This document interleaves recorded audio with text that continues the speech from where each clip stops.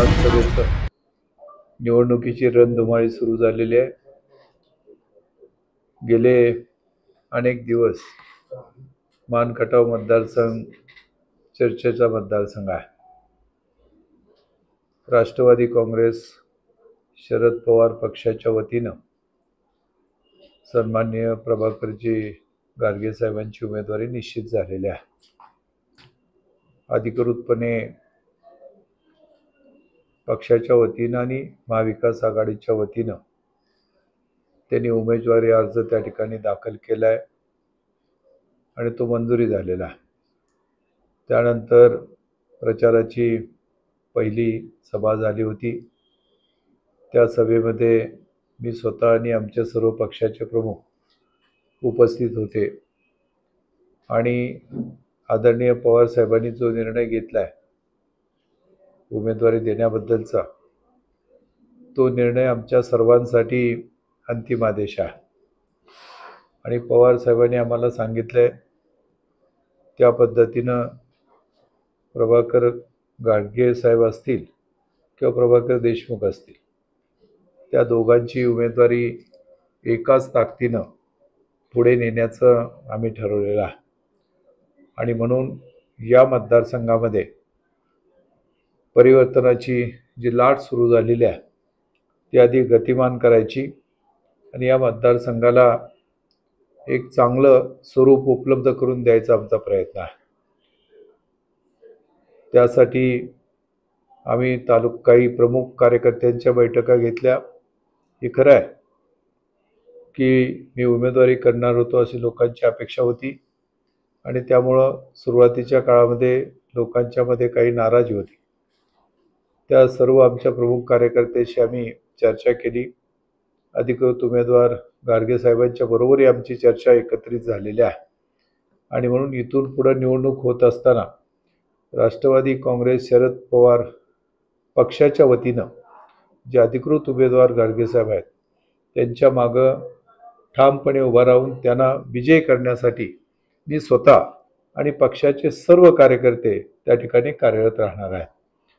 हे होत असताना तालुक्याचं एकूण परिवर्तन का घडतंय किंवा त्या दिशेनं वारं का जात आहे ह्याचा जर तुम्ही मागोवा घेतला तर तालुक्याचे जे प्रमुख प्रश्न आहेत आणि राज्याचे प्रमुख प्रश्न आहेत त्याचा विचार केला तर राज्यापासून आपण विचार केला तर आदरणीय पवार साहेबांनी 4 वेळा मुख्यमंत्रीपद त्या ठिकाणी होतं.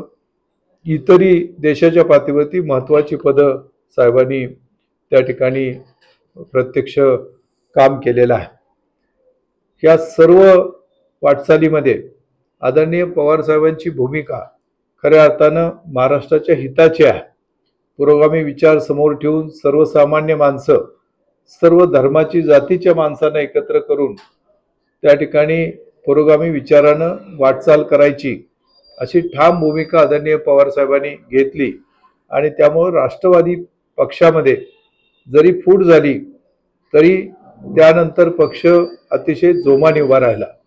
पवार साहेबांचे प्रचंड कष्ट, त्या ठिकाणी असलेली जिद्द आणि दूरदृष्टी आणि लोकांचा प्रचंड विश्वास, कारण आत्तापर्यंत गेल्या 50-55 वर्षापेक्षा जास्त समाजकारण आणि राजकारणात असताना पवार साहेबांनी जो लोकांना विश्वास दिलाय, प्रामुख्यानं सर्वसामान्य माणूस आणि शेतकऱ्याला जो विश्वास दिलाय, त्यामुळं आज पवार साहेबांचा शब्द प्रमाण मानून लोक त्या ठिकाणी पुढे जात आहेत असं आपल्याला महाराष्ट्रात पाहायला मिळते.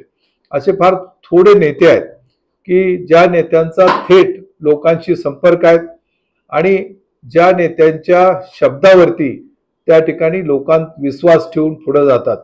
शेतकऱ्यांचे प्रश्न असतील, प्रामुख्यानं शेतकऱ्यांची कर्जमाफी असेल, जी मागची कर्जमाफी झाली त्यामध्ये 71,000 कोटीची कर्जमाफी झाली, ज्यामध्ये सरसकट शेतकऱ्यांना कर्जमाफी द्यायचा निर्णय झाला आणि प्रत्यक्ष कर्जमाफी दिली. उद्देश काय होता की अडचणीत आलेल्या शेतकऱ्याला मदत करून त्याला पुन्हा सक्षमतेने उभा करायचं आणि त्यांना अडचणीत न येता आत्महत्येच्या दिशेनं त्याने जाऊ नये अशा प्रकारे प्रयत्न करायचा.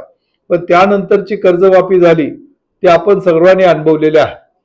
या कारणामुळे तुला कर्ज देता येणार नाही अशा प्रकारची वेगवेगळी कारणं आणि त्या ठिकाणी अडचणी सांगण्यात आल्या आणि अतिशय मर्यादित लोकांना कर्जमाफीचा त्या ठिकाणी लाभ मिळाला.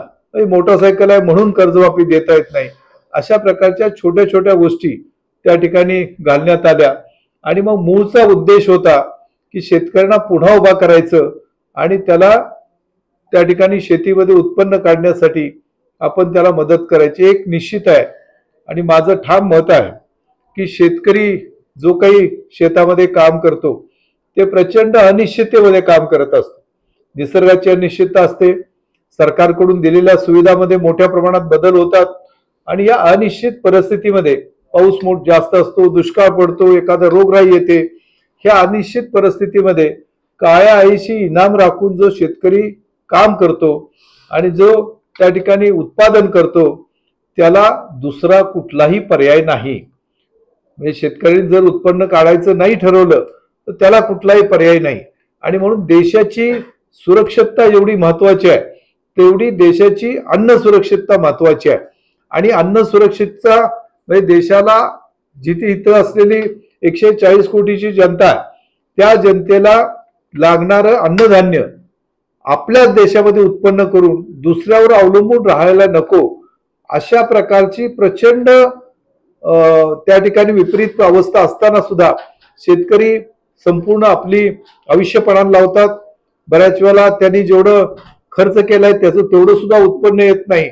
आणि म्हणून शेतकऱ्याच्या बाबतीत समाजातल्या प्रत्येक माणसाची भूमिका ही कृतज्ञतेची असली पाहिजे की तो आपल्यावरती काहीतरी उपकार करतोय, तो प्रचंड अडचणीमध्ये त्या ठिकाणी अन्न सुरक्षेची व्यवस्था करतोय. आणि म्हणून शेतकऱ्यांना मदत करणं ही शेतकऱ्यावरची उपकार केले असं सरकारने किंवा कोणी मानायची आवश्यकता नाही, असं माझं स्पष्ट मत आहे. आणि म्हणून कर्जमाफी असेल, सुविधा द्यायच्या असतील तर ज्या त्या ठिकाणी उद्योगाला किंवा व्यवसायाला सुविधा देत आहेत त्यापेक्षा अधिक सुविधा शेतकऱ्यांना देण्याची आवश्यकता आहे. आणि म्हणून शेतकऱ्याचे प्रश्न नेमकेपणानं जाणणारा आज महाराष्ट्रामध्ये कुठला नेता असेल तर आदरणीय पवार साहेब आहेत. मी स्वतः त्यांच्याबरोबर कृषी आयुक्त असताना काम करायची मला संधी मिळाली. दुष्काळ असेल, अतिवृष्टी असेल तर नेमकेपणानं शेतकऱ्यांना काय द्यायला पाहिजे हे पवार साहेब त्या शेतकऱ्यांचे प्रतिनिधी आणि आम्ही सर्व लोक अधिकारी होतो त्यांच्याकडून समजून घेऊन त्या सुविधा त्या वेळेला लगेच उपलब्ध करून दिलेल्या आहेत. शेतीमध्ये कुठल्याही सुविधा उपलब्ध करून देताना त्या क्षणाला उपलब्ध झाल्या तर त्याला काही ते अर्थ असतो, अन्यथा सीझन पुढे गेला तर आपल्याला त्या सुविधाला काही अर्थ राहत नाही. आणि म्हणून शेतकऱ्यांना जर सर्वसामान्य शेतकऱ्यांना मजुरांना जवळच कोण वाटत असेल तर आदरणीय पवार साहेब त्या ठिकाणी जवळचे वाटतात. आणि म्हणून भविष्य काळामध्ये शेतकऱ्यांचं जीवन सुखकर करणं, त्यांना योग्य त्या सुविधा निर्माण करून देणं, कारण ज्या ज्या खत असेल, औषध असतील याच्यामध्ये जी वाढ झाली आहे भावामध्ये आणि त्याच्यामध्ये जीएसटी आणि याच्या माध्यमातून जी काही प्रचंड भाववाढ झाली आहे ती शेतकऱ्यांना परवडणारी नाही.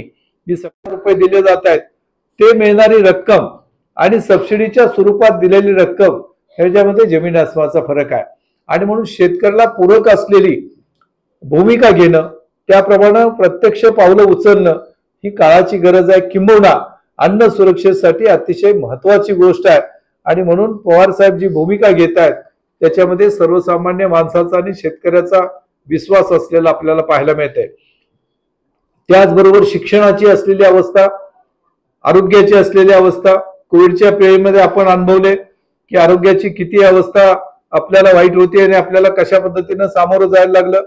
आणि त्याचबरोबर औद्योगिक वेगवेगळी कृषी औद्योगिक धोरण जे आदरणीय यशवंतरावजी चव्हाण साहेबांनी आपल्याकडे आणलं ते पुढे घेऊन जात असताना सर्व समाजाचा समतोल राखणं हे एक मोठं चॅलेंज आपल्या समोर आहे.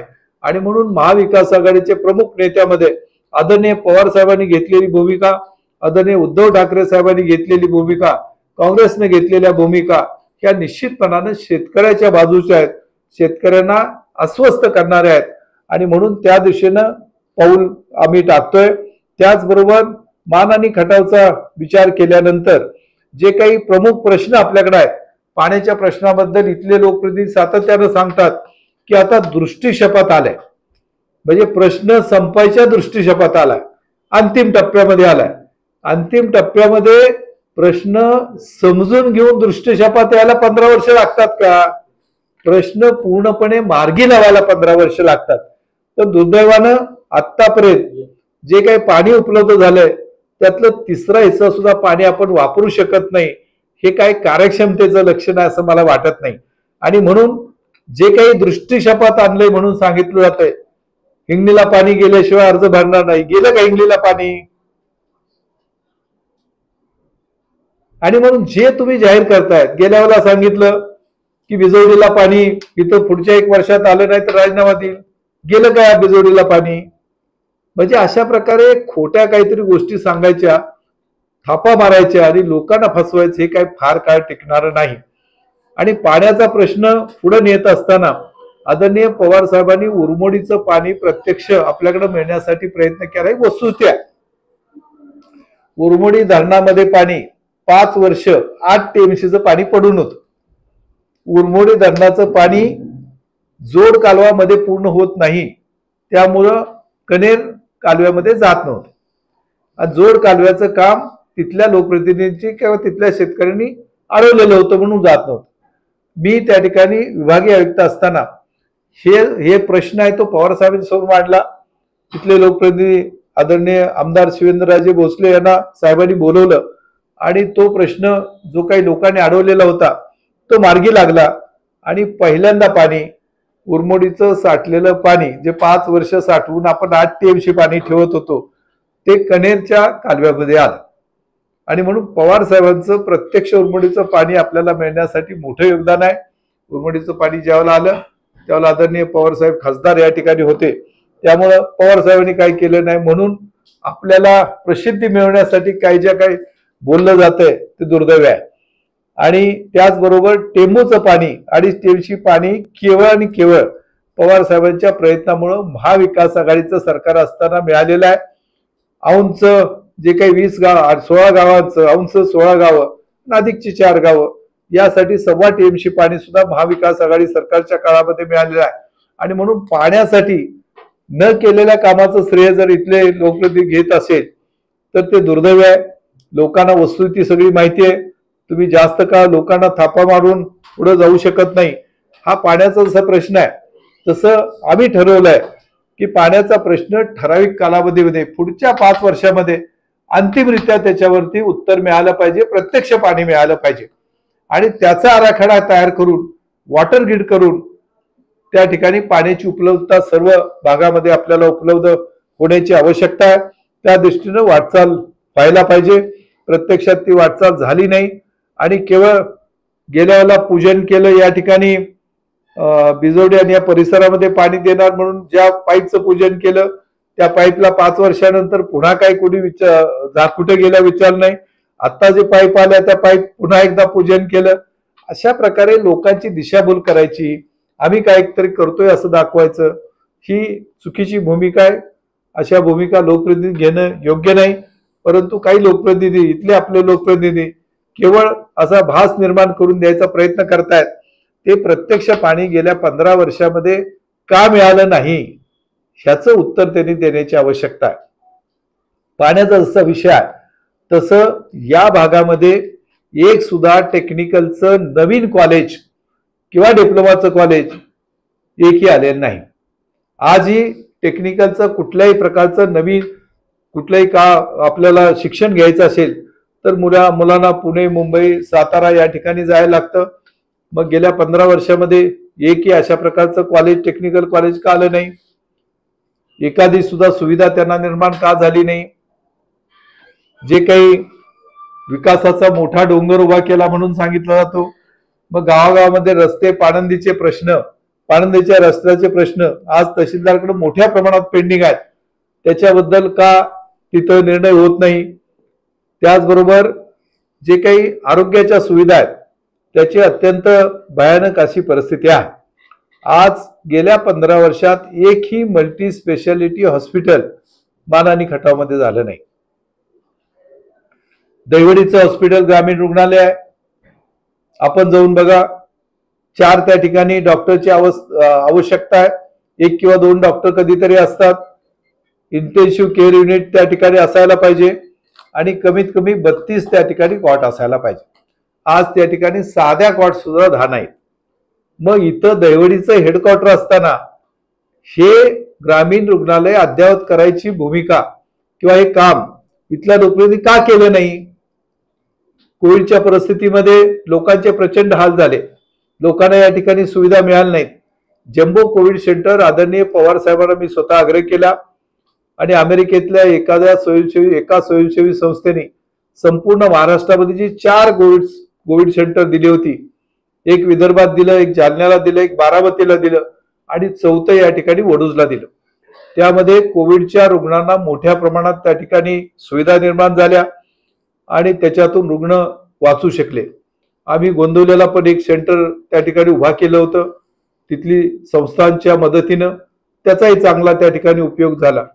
पण आमदार महोदयांनी जे मायनिंगवाले त्यांच्या आधिपत्याखाली काम करत होतं त्या ठिकाणी कोविड सेंटर उभा केलं आणि त्याच्याबद्दल हायकोर्टामध्ये बातम्या दिल्या, हायकोर्टाने काय आदेश दिले ते मात्र अतिशय गंभीर आहेत.